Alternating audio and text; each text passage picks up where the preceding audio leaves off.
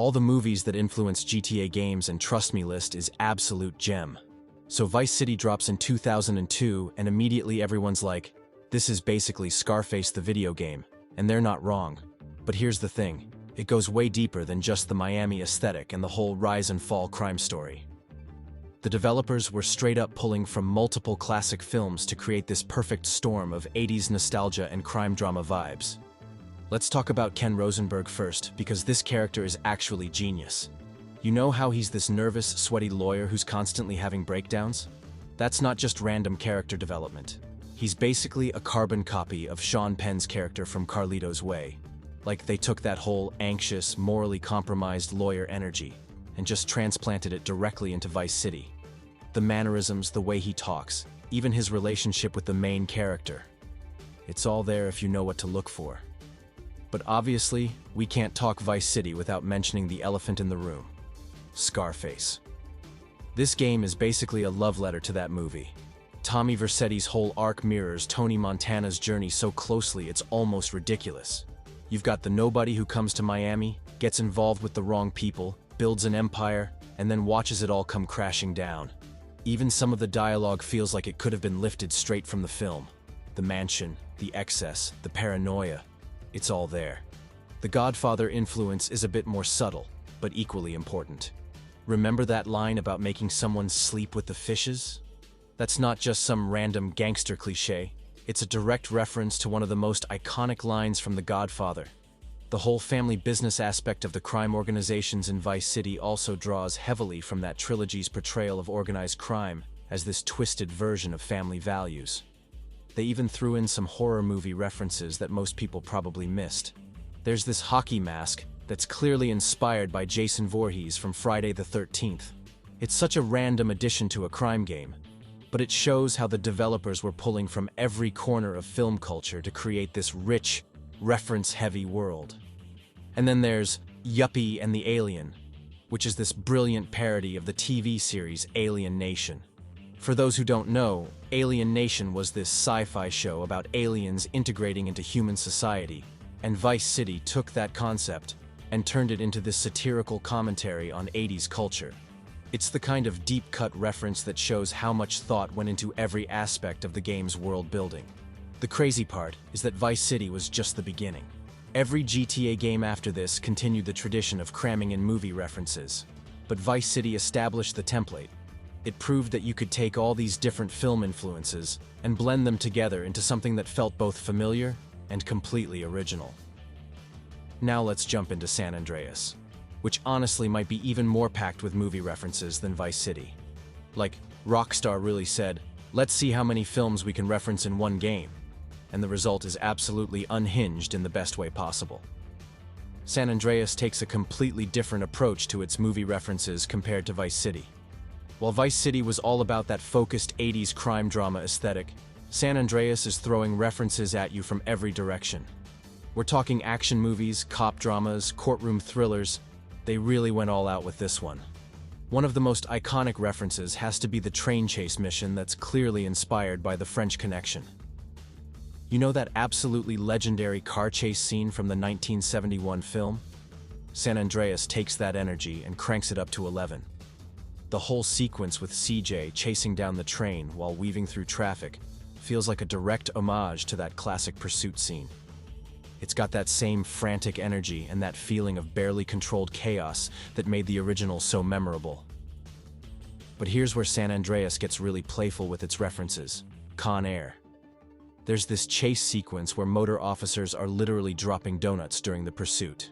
And if you've seen Con Air, you know exactly what they're referencing. It's such a random but perfect detail that shows how the developers were pulling from all these different action movies to create these over-the-top moments. Like, who else would think to include a donut-dropping chase as a reference to a Nicolas Cage movie? Dragnet was all about this procedural approach to police work and investigating cults and underground organizations. San Andreas takes that whole investigative atmosphere and weaves it throughout the game's various conspiracy storylines. You've got corrupt cops, mysterious organizations, and all these layers of investigation that feel very much inspired by that classic police procedural style. And then there's A Few Good Hens, which is just peak Rockstar humor. taking the serious courtroom drama of A Few Good Men and turning it into this ridiculous parody about chickens is exactly the kind of absurd reference that makes GTA so special. It's not just about paying tribute to the original. It's about taking these serious films and finding ways to make them hilariously absurd within the context of the game world. What's really wild about San Andreas is how it manages to balance all these different reference styles. You've got these intense action movie homages sitting right next to completely ridiculous parodies, and somehow it all works together. The game creates this feeling like you're living through multiple different movie genres at the same time, which is honestly pretty genius when you think about it. The French Connection reference is probably the most successful because it takes the essence of what made that original chase scene so compelling and adapts it perfectly to the gameplay mechanics. It's not just a visual reference, it actually enhances the gaming experience by giving you that same adrenaline rush that the movie created. San Andreas also shows how Rockstar was getting more confident with their references.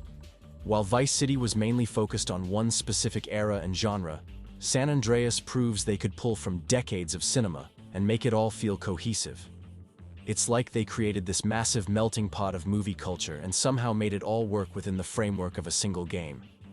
The crazy thing is that these references aren't just surface-level Easter eggs.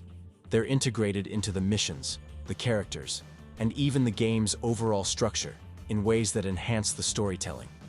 Whether you catch every reference or not, they contribute to this rich, layered experience that feels bigger than just a typical video game.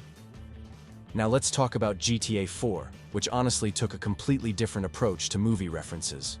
While the previous games were pretty obvious about their influences, 4 gets way more subtle and sophisticated with how it weaves in these cinematic nods. It's like Rockstar matured and decided to flex their film knowledge in a more refined way. The biggest influence on GTA 4 has to be Heat, and I'm not just talking about surface-level stuff here. The whole structure of the heist missions feels directly inspired by Michael Mann's masterpiece. You know those methodical, almost procedural bank robbery sequences in Heat? GTA 4 takes that exact energy and turns it into gameplay. The planning, the execution, the way everything can go sideways in an instant, it's all there. And here's the thing that most people miss. Michael's character design and overall vibe is basically Robert De Niro's Neil McCauley from Heat. The cold professionalism, the way he carries himself, even some of his mannerisms.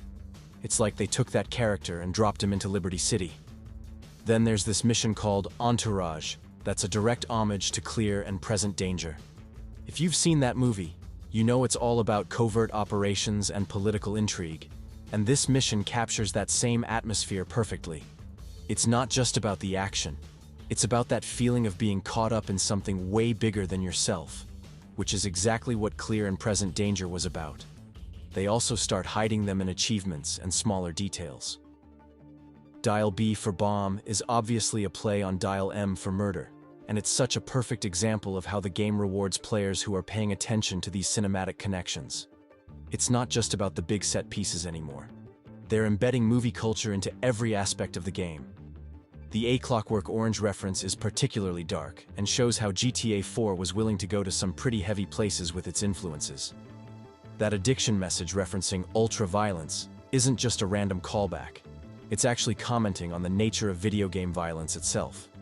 It's like Rockstar was having this meta-conversation about their own medium through these movie references. Now GTA 5 comes along and just completely goes off the rails with movie references. Like, they really said, let's reference literally everything, and somehow made it work. The game is basically this massive love letter to decades of cinema, and the crazy part is how naturally it all fits together. The Heat influence carries over big time, especially with Michael's character. His whole look, his backstory as a retired bank robber, even his family dynamics, it's all clearly inspired by Robert De Niro's character from Heat. But GTA 5 takes it further by making the heist missions feel like you're directing your own version of that movie. The planning phases, the crew selection, the way everything can go wrong, it's Heat. The video game in the best possible way. The Breaking Bad references are everywhere once you know what to look for.